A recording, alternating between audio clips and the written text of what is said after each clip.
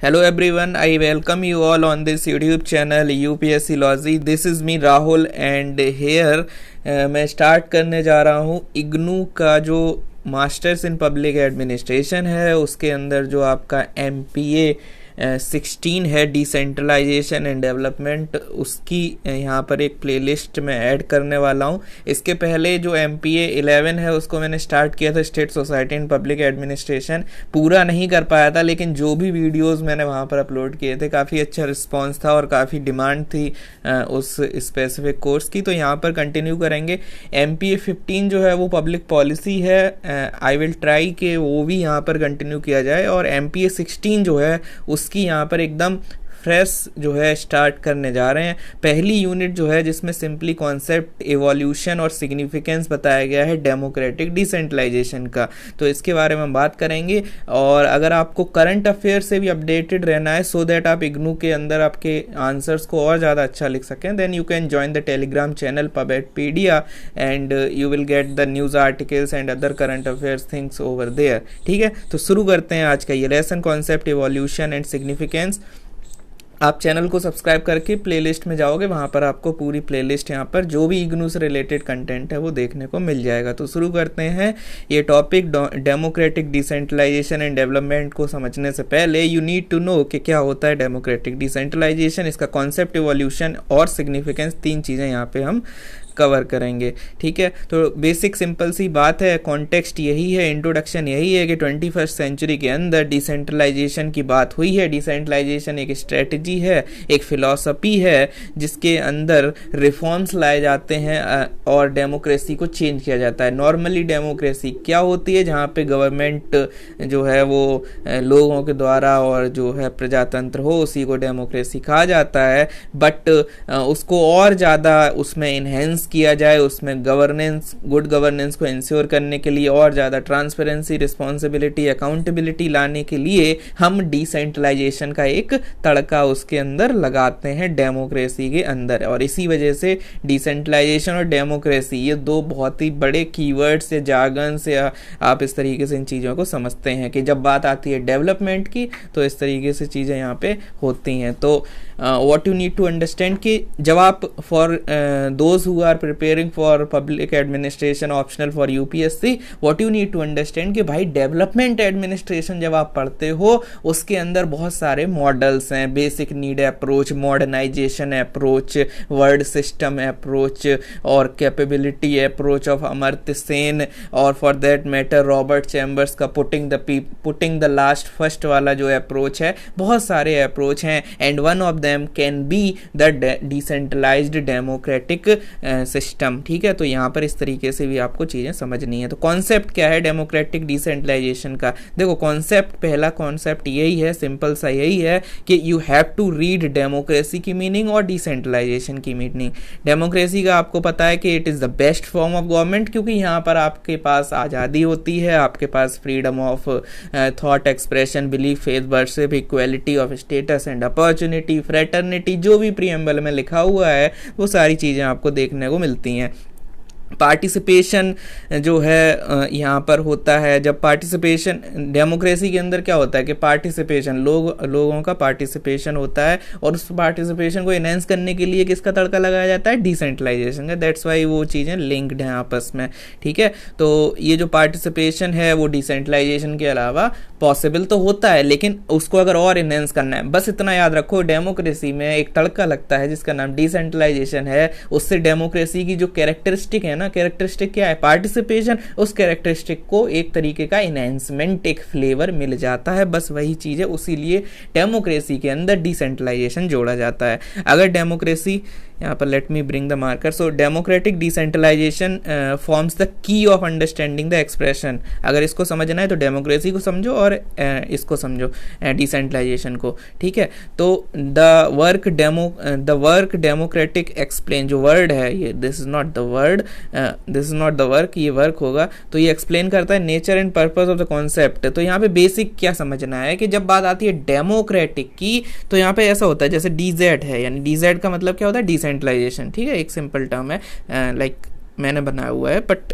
आप एग्जाम में मत यूज करिएगा, जस्ट ट्राई टू अंडरस्टैंड। तो यहाँ पे क्या होता है कि जब इसमें डेमोक्रेटिक लग जाता है, इसका मतलब है कि इस डिसेंट्रलाइजेशन का जो सोर्स है और जो इधर बेनिफिशियरी हैं वो दोनों तरफ क्या है, जनता जनता, चारों तरफ जनता। ठीक है, तो प्रजातंत्र जो है, क्योंकि डेमोक्रेसी का मतलब ही होता है directly related to democracy is equal to people, है ना। तो जब बात आती है डिसेंट्रलाइजेशन में डेमोक्रेटिक लगा देते हैं, इसका मतलब यही होता है कि इसमें जो सोर्स है इस डिसेंट्रलाइजेशन का वो भी पीपल है, और जो इसका रिजल्ट है, जो इसके बेनिफिशियरी होंगे, जहां ये जाएगा ऑरिजिन डेस्टिनेशन, जिस रेलवे स्टेशन से ये आई है ट्रेन, वो भी पीपल से शुरू होता है, और जहां ये बेनिफिट लेकर जाएंगे वो भी अल्टीमेटली पीपल हैं। ठीक है, तो इस तरीके से ये चीज अलग हो जाती है। जैसे प्रीएम्बल पढ़ते हो तो क्या कहा जाता है कि सोर्स ऑफ द कॉन्स्टिट्यूशन जो है वो पीपल है, लेकिन डिसेंट्रलाइजेशन के अंदर क्या होता है, जब डेमोक्रेटिक वर्ड लग जाता है उसका मतलब है लोग जो हैं वो सोर्स हैं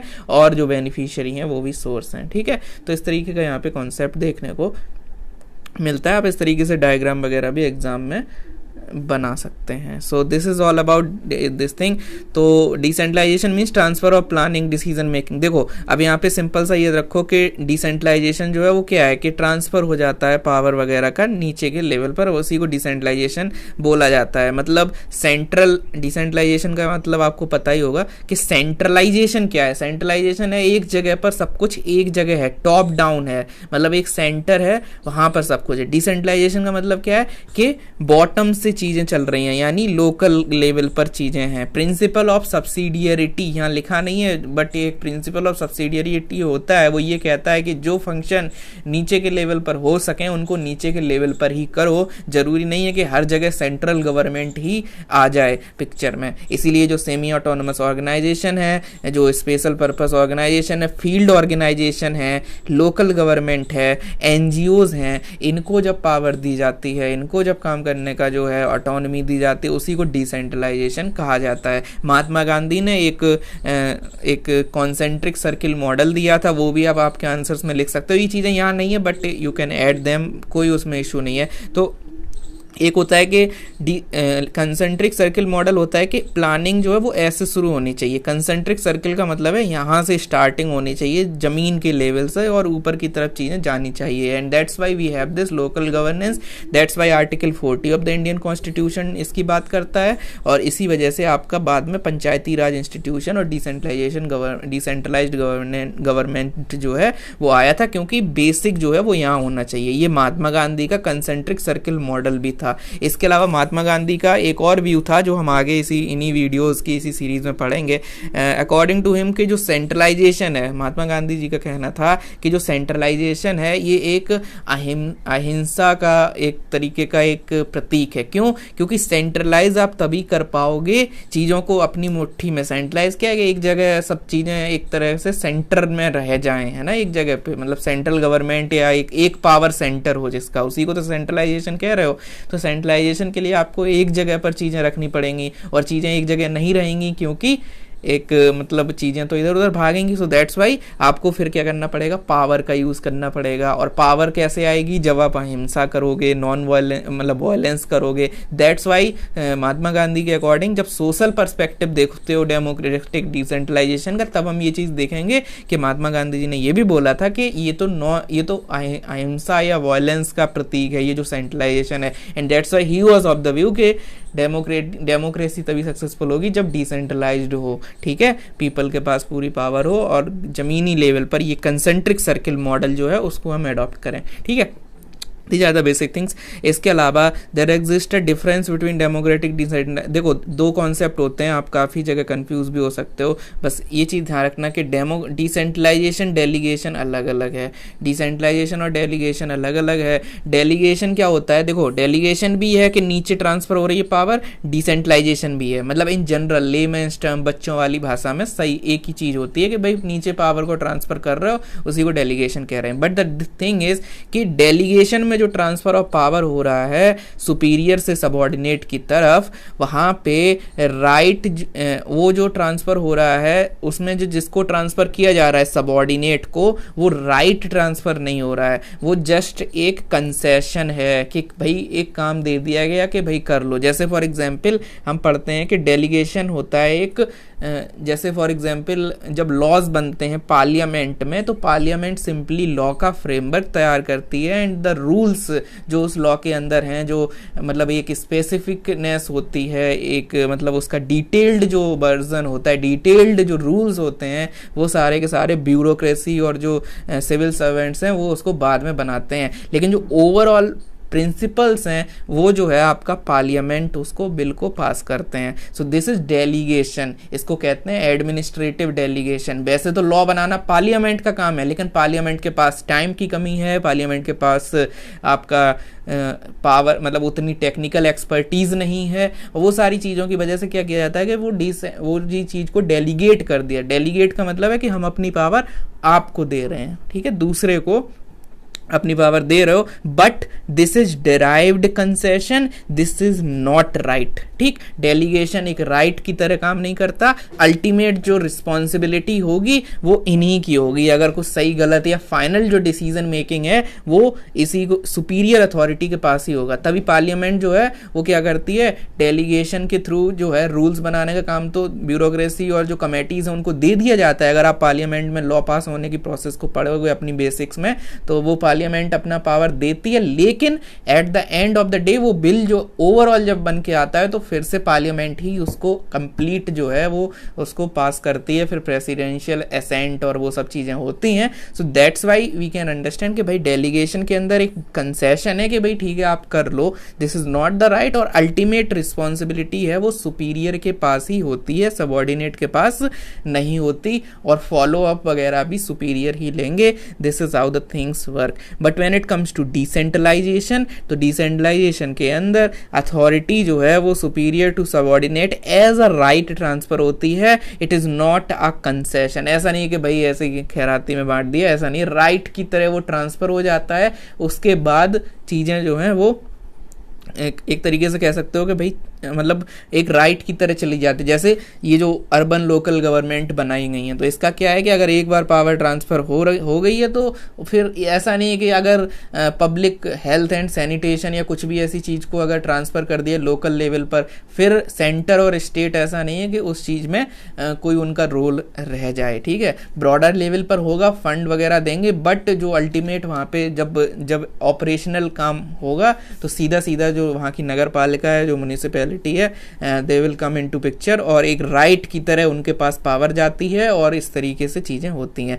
इसी तरीके से एक और होता है वर्ड, एक होता है डीकंसंट्रेशन। डीकंसंट्रेशन मोर ऑफ अ एडमिनिस्ट्रेटिव है कि भाई चीज़ें कंसंट्रेट नहीं है, थोड़ा इधर उधर फैला दो। मतलब डिसेंट्रलाइजेशन तो बिल्कुल सुपीरियर टू सबॉर्डिनेट करने वाली बात है, लेकिन डीकंसंट्रेशन क्या है कि एक जगह नहीं है, थोड़ा सा 2-4 लोगों को, एक कैबिनेट है या एक कमेटी है, तो उस तरीके से लोगों में ट्रांसफर मतलब कर दो, है ना। जैसे फॉर एग्जाम्पल लोकसभा राज्यसभा थोड़ा थोड़ा पावर इधर उधर ट्रांसफर कर दी, है ना। तो फेडरलिज्म भी एक है कि भाई कंसंट्रेट नहीं रखना है, थोड़ा थोड़ा इधर उधर करना है। लेकिन डिसेंट्रलाइजेशन एक एक्सट्रीम चीज हो जाती है, क्योंकि वहां पर पूरा ही ट्रांसफर हो जाता है। डिकंसंट्रेशन थोड़ा थोड़ा सा है, ठीक है। एक डिवॉल्यूशन और होता है, डिवॉल्यूशन is more of a thing कि भाई कॉन्स्टिट्यूशन वगैरह में वो चीजें लिख दी गई हैं, सो दैट इज डिवॉल्यूशन। जैसे कॉन्स्टिट्यूशन में जब चीजें लिखी होती हैं तो लिखा होता है डिवॉल्यूशन ऑफ पावर्स, है ना। तो इस तरीके से चीजें चलती हैं। तो एक ही जैसे वर्ड्स हैं, लेकिन थोड़ा थोड़ा सा डिफरेंस है जो आपको पता होना चाहिए। और ये जो बताया मैंने डिसेंट्रलाइजेशन डेलीगेशन, ये बहुत इंपॉर्टेंट है, इसको याद रखना। इसके अलावा एक चीज़ होती है डेमोक्रेटिक डिसेंट्रलाइजेशन, एक होता है एडमिनिस्ट्रेटिव डिसेंट्रलाइजेशन। इन दोनों में क्या मतलब होता है, डिफरेंस क्या होता है। डेमोक्रेटिक डिसेंट्रलाइजेशन वाइडर है और ये वाला नैरो है। इसमें बस कुछ मत याद रखो, बस ऐसे करके टेबल बना लिया करो और अपने हिसाब से नोट्स बना लिया करो कि ठीक है ये वाइडर है, ये नैरो है। इसके अलावा डेमोक्रेटिक डिसेंट्रलाइजेशन क्या है, विद यहाँ पे क्या है कि अलग अलग लेवल पर जो है वो डिसेंट्रलाइज हो रही है पावर, लेकिन एडमिनिस्ट्रेटिव डिसेंट्रलाइजेशन जो है वो सिर्फ एफिशिएंसी के लिए किया जाता है। ये हमने अभी ऊपर भी देखा था कि मैटर ऑफ राइट होता है, लेकिन इसका पर्पस ऐसा नहीं है कि भाई हम किसी को राइट देना चाह रहे हैं या कुछ ऐसा, ये सिर्फ एफिशिएंसी के लिए होता है। यहाँ पे जो बात होती है वो यहाँ पे क्या होता है, right of personal to do associate planning. मतलब डेमोक्रेटिक डिसेंट्रलाइजेशन वाइडर है, ये नैरोअर है। इसके अलावा दूसरा क्या लिख सकते हो कि यहाँ पे डेमोक्रेटिक के अंदर जो राइट है वो पीपल के पास पहुंच जाता है कि वो वही अपने हिसाब से चीज़ें चलाएं। जैसे ग्राम सभा बना दी तो वो अपने हिसाब से लोग आ रहे हैं, मिल रहे हैं, बात कर रहे हैं और अपने डिसीजन मेकिंग कर रहे हैं और प्लानिंग कर रहे हैं, तो लोगों को राइट दिया गया। लेकिन एडमिनिस्ट्रेटिव क्या है डिसेंट्रलाइजेशन, कि एडमिनिस्ट्रेशन जो लोकल लेवल पर है उसको राइट दिया गया, पीपल का इन्वॉल्वमेंट नहीं हो रहा। ये चीज़ कैसे वर्क करती है, जैसे एडमिनिस्ट्रेशन का मतलब है कि राइट और to the administrative personal to associated planning. जैसे फॉर एग्जांपल डिस्ट्रिक्ट मजिस्ट्रेट और जो आपका डिस्ट्रिक्ट लेवल पर जो प्लानिंग होती है ना, जो आपकी अलग अलग जैसे monetary plan, this metropolitan planning committee है या डिस्ट्रिक्ट प्लानिंग कमेटी है, उनको अगर पावर दे रहे हो, वैसे है तो वो भी एक तरीके से डिसेंट्रलाइजेशन ही, लेकिन वो एडमिनिस्ट्रेशन को राइट देने की बात है, जनता को राइट देने की बात नहीं है। वो वहाँ के जो लोग हैं, मतलब अल्टीमेटली चीज़ें वहीं जाके मिक्स होंगी, लेकिन जस्ट ट्राई टू अंडरस्टैंड कि एडमिनिस्ट्रेशन को राइट दिया जा रहा है कि वो अपना प्लानिंग करें, और फिर क्या होगा, डिस्ट्रिक्ट लेवल से स्टेट लेवल पर प्लान बनेगा और स्टेट लेवल से सेंटर पे प्लान बनेगा। तो इस तरीके से जो डिस्ट्रिक्ट प्लानिंग अथॉरिटी या डिस्ट्रिक्ट डेवलपमेंट प्लान्स बनते हैं, और डिस्ट्रिक्ट प्लान में क्या क्या होता है, रूरल प्लान और अर्बन प्लान, इन सबको मिला के ये प्लानिंग वगैरह होती है। आर्टिकल 243Z(D) है if I am not wrong. तो इस तरीके से चीज़ें हैं। तो वहाँ पे प्लानिंग जो है अल्टीमेटली, ज़्यादा कॉन्सेप्ट को डिटेल में मत समझो, अभी के लिए सिर्फ इतना समझो कि एडमिनिस्ट्रेटिव जो कॉन्सेप्ट है, administrative decentralisation, it is more of a right of personal, लेकिन ये है right of people. Right of people कब आता है, जैसे ग्राम सभा है, लेकिन राइट ऑफ पर्सनल कब आता है, जब डिस्ट्रिक्ट लेवल पे डिस्ट्रिक्ट मजिस्ट्रेट या डिस्ट्रिक्ट प्लानिंग की बात होती है, उसे हम ये कहते हैं कि भाई वो अपने हिसाब से प्लान कर सकते हैं। दोनों चीज़ों में चीज़ें तो जा रही हैं सबऑर्डिनेट लेवल पर, ऊपर से सेंट्रल लेवल की तो बात ही नहीं हो रही, नीचे तो चीज़ें जा ही रही हैं डिस्ट्रिक्ट लेवल पर, लेकिन लोगों के पास जा रही हैं या जो अथॉरिटीज़ हैं, जो प्लानिंग अथॉरिटीज़ हैं, उनके पास जा रही हैं। अगर अथॉरिटीज़ के पास उनको पावर देने की, उनको राइट देने की बात हो रही है तो उसे एडमिनिस्ट्रेटिव कह देंगे, अदरवाइज उसे डेमोक्रेटिक कह देंगे। ठीक है, I hope you are getting, this is the basic difference between both of them.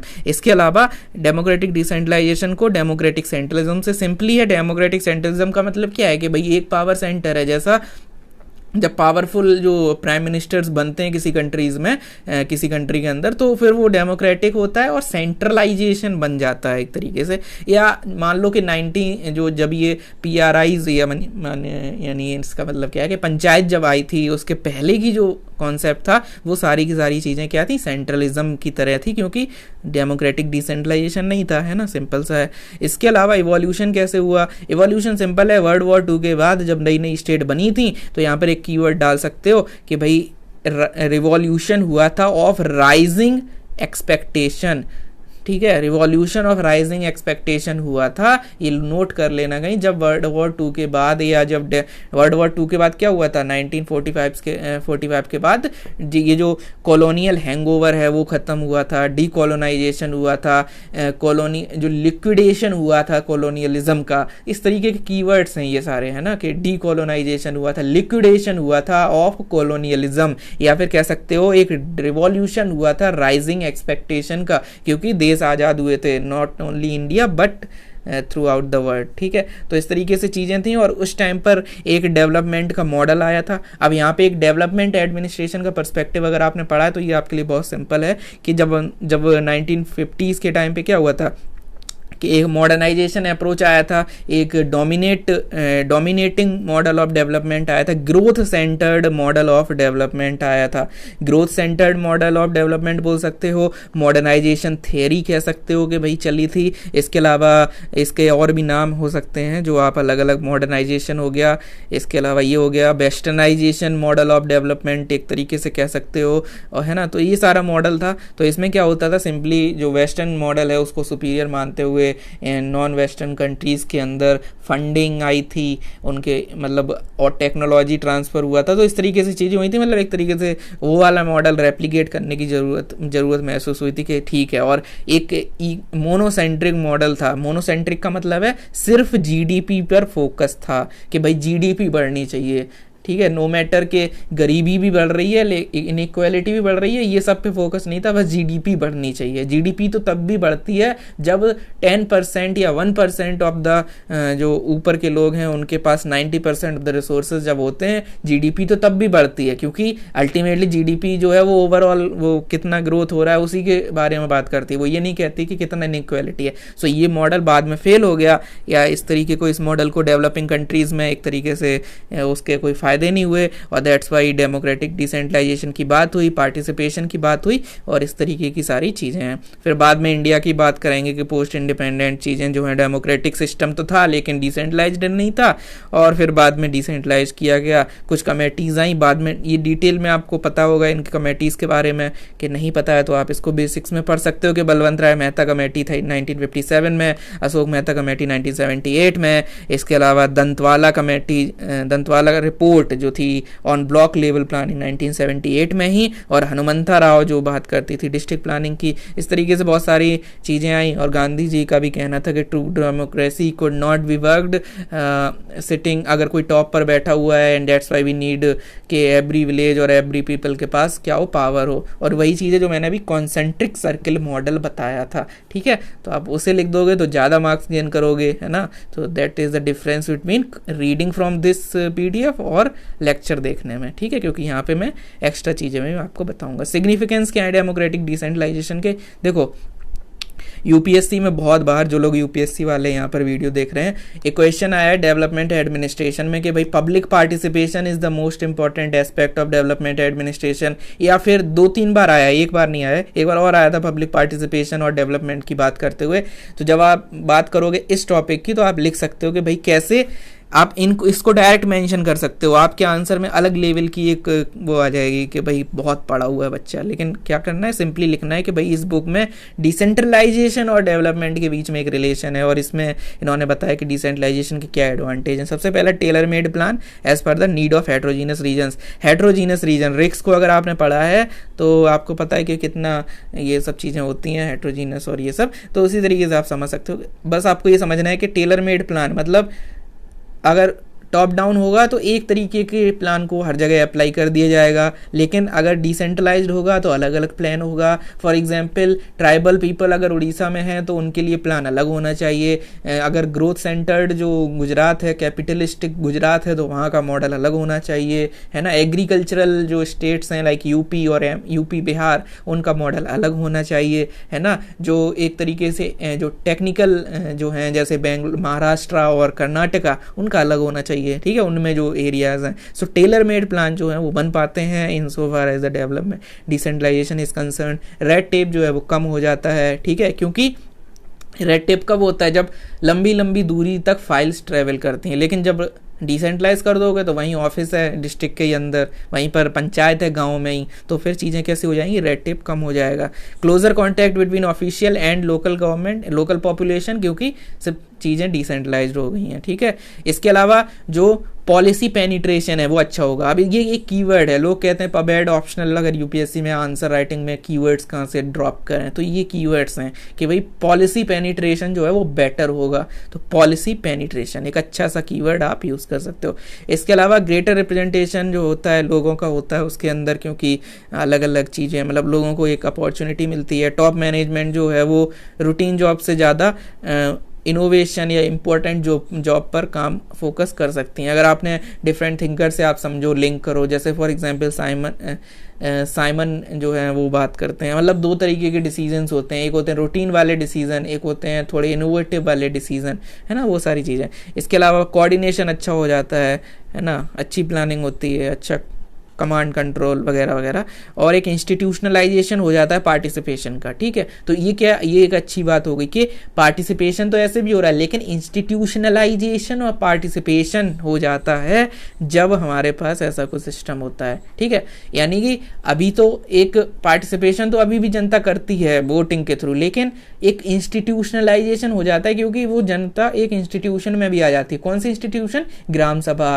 है ना, और अलग अलग जो कमेटीज वगैरह लोकल लेवल पर बन जाएंगी उस ग्राम सभा के थ्रू वगैरह वगैरह, तो वहाँ पे इंस्टीट्यूशनलाइजेशन ऑफ पार्टिसिपेशन नाम का एक कीवर्ड ड्रॉप कर सकते हो। इसके अलावा इन्फ्लुएंस ऑफ एलाइड पीपल को ऑफसेट कर देता है, क्योंकि लोकल लेवल पर चीज़ें होने लगी हैं। ठीक है, एक innovative creative administration, again development administration जो है वो कैसे डिफरेंट है ट्रेडिशनल एडमिनिस्ट्रेशन से, क्योंकि अगर आप डिफरेंट थिंकर्स को कोट करोगे, जैसे यहाँ पे आपको देखने को मिलेगा जो एडवर्ड वीडनर थे, इसके अलावा जो जॉर्ज गेंट थे, उन्होंने यही बात करी थी कि भाई डेवलपमेंट एडमिनिस्ट्रेशन जो है पुराने वाले से डिफरेंट इसीलिए क्योंकि यहाँ पे पर्पस, एटीट्यूड, लॉयल्टी ये सब अलग होता है। लॉयल्टी जो है वो टुवर्ड्स द पीपल होती है, एटीट्यूड जो है वो क्रिएटिव, इनोवेटिव, फ्लेक्सिबल ऐसा होता है, ना कि रिजिड और ऐसा कुछ, है ना। तो ये सारी चीज़ें क्लासिकल और बिहेवियरल एडमिनिस्ट्रेशन में भी अंतर क्रिएट करती हैं। ये टॉप डाउन बॉटम अप में बेसिक डिफरेंस है। तो इस तरीके से चीज़ें लिंक्ड हैं, चीज़ें कहीं ऐसा नहीं है कि साइलोज में अलग अलग हैं, चीज़ें आपस में लिंक्ड हैं। इसके अलावा लोकल पीपल वो हैं मॉनिटर, इवेल्युएट कर सकते हैं, जैसे जो सेल्फ हेल्प ग्रुप्स होते हैं they are also doing this thing. इसके अलावा आपको देखने को मिलता है जो सिविल सोसाइटी ऑर्गेनाइजेशन है they can also come in to picture. तो बेटर देन सेंट्रल एजेंसी, भागीदारी मॉडल एक होता है जिसमें दिल्ली में ये मॉडल अप्लाई हुआ था, गुड गवर्नेंस में काफ़ी हेल्प की थी इस मॉडल ने। तो वही चीज़ है कि लोकल पीपल जो है वो अच्छे से चीज़ों को एग्जीक्यूट कर सकते हैं, मॉनिटर और इवेल्युएट कर सकते हैं। जैसे सोशल ऑडिट होता है, उसके अंदर जो चीज़ें होती हैं कि भाई मॉनिटरिंग कैसे हो रही है ना, वो सब चीज़ें जो हैं उसको करने में हेल्प करता है। ठीक है, जब डिसेंट्रलाइज्ड होता है, डिसेंट्रलाइजेशन मतलब चीज़ें ज़मीन में पहुंच जाएंगी, और जब चीज़ें ज़मीन में पहुंच जाएंगी तो चीज़ों में आपको अपने आप हर चीज़ में बेनिफिट देखने को मिलेगा। ठीक है, so this is all about the significance. इसके अलावा बाकी की चीज़ें आप ईजिली यहाँ पे छोड़ सकते हो, कुछ इसमें बहुत बड़ी तोप नहीं है, जस्ट लीव इट। ठीक है, पढ़ना चाहो पढ़ सकते हो, बट जो अल्टीमेट था वो कॉन्सेप्ट पढ़ लिया, इवोल्यूशन पढ़ लिया, सिग्निफिकेंस पढ़ लिया। बाकी डेमोक्रेटिक डिसेंट्रलाइजेशन इंडिया में क्या हुआ था, 73rd 74th अमेंडमेंट हुए थे और उसके बाद ये आ गया था। उसके अलावा बाकी डिटेल्स पढ़ के कुछ फ़ायदा नहीं है, क्योंकि जब आप आंसर राइटिंग कर रहे होगे तो ये सब आपकी जो गाथा और कथा है ये नहीं लिखनी होती है ना, जो मेन जो है कॉन्सेप्ट वो आपने पढ़ लिया है। बाकी ये चीज़ें बार बार जब रिपीट होंगी, जब इनमें कुछ स्पेसिफिकनेस होगी तब आप पढ़ सकते हो। बाकी ये डेमोक्रेटिक डिसेंट्रलाइजेशन में ट्राइबल एरियाज में हुआ है, ग्राम सभा, ये सब जब आगे फीचर्स आएंगे तब आप पढ़ सकते हो। सो this is all about this thing. हमने डिसेंट्रलाइजेशन, उसका कॉन्सेप्ट, इवोल्यूशन और सिग्निफिकेंस पढ़ लिया। इसके अलावा इसमें कुछ नहीं है, लास्ट में कीवर्ड्स हैं and then references for the further reading. So this is the unit 1 of MPA 16। ठीक है, MPA 16 यानी डिसेंट्रलाइजेशन डेवलपमेंट जो है, डेमोक्रेटिक डिसेंट्रलाइजेशन एंड डेवलपमेंट, उसका यूनिट 1 आज खत्म हो गया। 20 यूनिट्स हैं इसके अंदर, so I will try to cover the things in a brief and concise manner, और जो भी एड ऑन और एडिशन वाली चीज़ें होगी वो भी मैं यहाँ पे कवर करूँगा। If you are new to this channel don't forget to subscribe, और आप ज्वाइन कर सकते हो टेलीग्राम को। This is it, thank you so much.